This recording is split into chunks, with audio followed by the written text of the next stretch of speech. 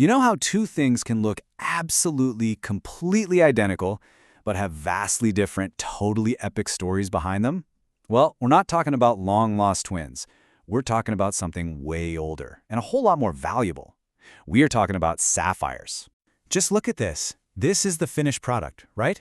A gorgeous blue sapphire, all cut and polished, ready to go. To you and me, it's just a beautiful stone. It has this timeless, luxurious feel.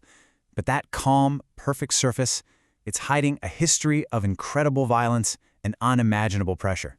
And this is where our mystery really begins. You could be holding two blue sapphires that look exactly the same. One from Cambodia, one from Madagascar. Same color, same sparkle, same everything. But their origin stories, worlds apart. So how in the world do we play geological detective and figure out a gem's true passport? Okay, let's dive right in. To really get this, we have to go back to the very beginning, and I mean way back, hundreds of millions of years ago, to see how these two different kinds of sapphires were even born. This right here is the fundamental split in their family tree. The Cambodian sapphire? It's a child of fire, born deep in the Earth's mantle, and then just blasted to the surface inside volcanic magma. The Madagascan sapphire, though, that's a child of pressure. It was born during the slow, grinding collision of continents, basically cooked over millions of years inside metamorphic rock.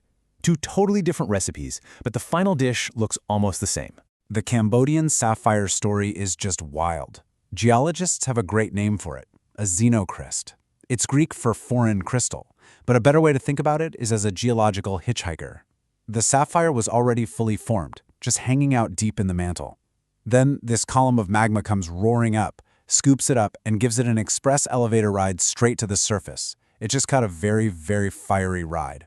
Meanwhile, the Madagascan sapphire story is one of deep, deep time.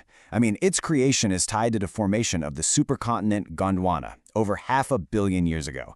Continents are literally smashing into each other, and that incredible heat and pressure is baking rocks like limestone and transforming them into something new, something packed with sapphires. Then they just sat there, buried for hundreds of millions of years, until erosion finally, patiently, brings them to. So their births couldn't be more different. And it turns out the way we humans actually find them is just as different. The story of their discovery is every bit as dramatic as their creation, just in a totally human way. In Paling, Cambodia, finding sapphires is a tradition. It's a story of pure patience. For over 100 years, you have individual miners working the rivers with simple tools. Shovels, pans, sieves. They're just washing gravel, hour after hour, looking for that little flash of blue. It's this quiet, painstaking search. Now, let's go to Bemamenti, Madagascar. The scene there was the complete opposite. It wasn't a slow tradition, it was an explosion. A huge sapphire find in a protected rainforest kicked off a massive, chaotic gem rush. It was unregulated, it was sudden, and practically overnight, a sprawling city of tents just appeared in the middle of the jumble. And to give you a sense of the scale here, get this. At its peak, an estimated 50,000 people flooded into this remote valley. It was this human tidal wave, pitting the desperate search for wealth against the critical need to protect a really fragile ecosystem. So we have two gems, born differently, found differently, and now they land on a lab table looking exactly alike. So how do the experts make the final call? Well, this is where the story shifts from the volcano and the jungle into the clean, quiet world of a laboratory. Welcome to CSI Gemstones. The first big clues are hidden in what scientists call the internal world. Now, most of us hear the word inclusions and think, oh, flaws. But for a gemologist, they're not flaws. They're treasure maps. These tiny little crystals got trapped inside the sapphire as it was growing. They're literally a snapshot of the environment where it was born, a completely unforgeable birth certificate. And under the microscope, these tiny little guests tell the whole story. The Cambodian sapphire has minerals that could only have formed deep within the earth, in that fiery volcanic environment. But the Madagascan stone, it holds things like calcite, which are basically the ghosts of that ancient limestone, all baked and transformed by continental pressure.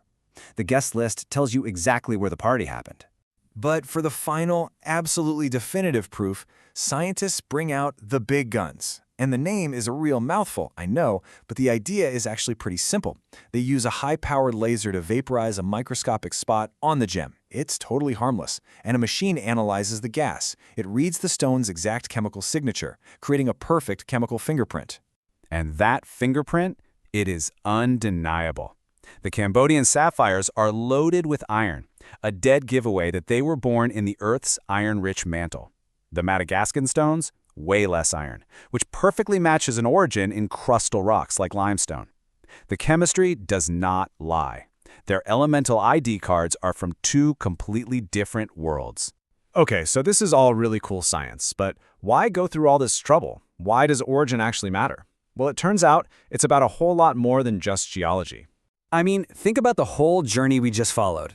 From a birth of either volcanic fire or continental pressure, through a journey of millions of years, to its discovery by human hands, and then finally getting its identity confirmed in a lab. Every single one of those steps adds a layer to that gem's unique story. And that is really why this matters so much. A gem's origin is its story. And that story gives it context, it gives it meaning, and yeah, it gives it a huge part of its value. Knowing a sapphire is from a legendary or historic or maybe an exhausted mine changes everything. It connects that beautiful object in your hand to the grand history of our planet and the drama of human discovery. And don't for a second think this is easy. This is incredibly difficult, cutting-edge science. As the experts at the Gemological Institute of America will tell you, telling these stones apart is really, really complicated. It takes huge databases, advanced tech, and deep, deep expertise. It's not a simple test, it's a major scientific investigation. So, the next time you see a perfect sapphire, remember the two incredible stories it could be telling. One of a fast and fiery volcanic journey, the other of a slow and patient birth under the crushing weight of continents. It just reminds you that every single gem is a time capsule, a tiny message from our planet's deep past, which really makes you wonder, what other incredible stories are still locked away down there, just waiting to be found?